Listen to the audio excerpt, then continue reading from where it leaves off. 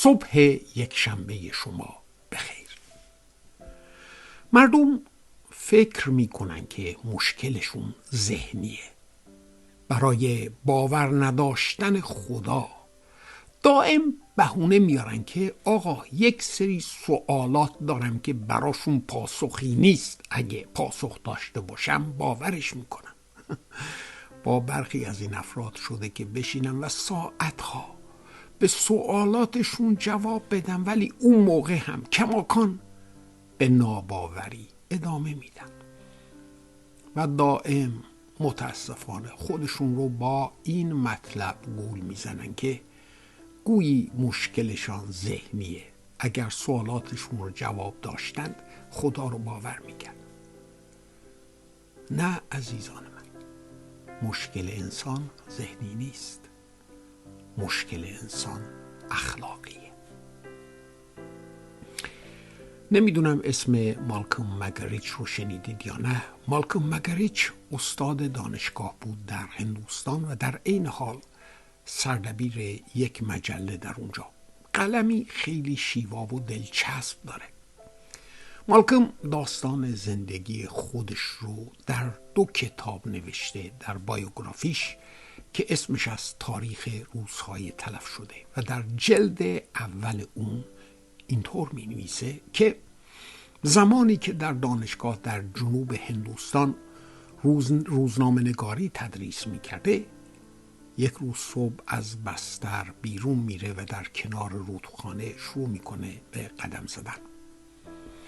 از دور زنی هندی میبینه که برای حمام کردن داره به رودخانه داخل میشه. مالکوم مینویسه به ناگاه ذهنم شروع به کار کرد.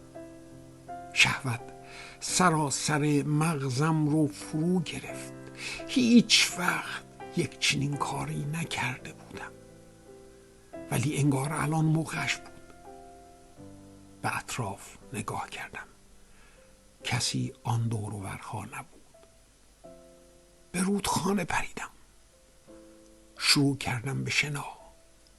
تا اونجایی که میتونستم سریع شنا میکردم. میخواستم به اون چه که تو ذهنم هدف قرار داده بودم برسم. واسه این که وجدانم آزارم نده با تمامی سرعت و زور داشتم شنا میکردم. به 1 متری آن زن که رسیدم سرم رو از آب بیرون آوردم و اونجا بود که نزدیک بود دل و رودم بالا بیاد. در مقابل من صورت زنی جزامی قرار داشت. ابرو نمونده بود، دماغ نمونده بود، دستها کج و کوله.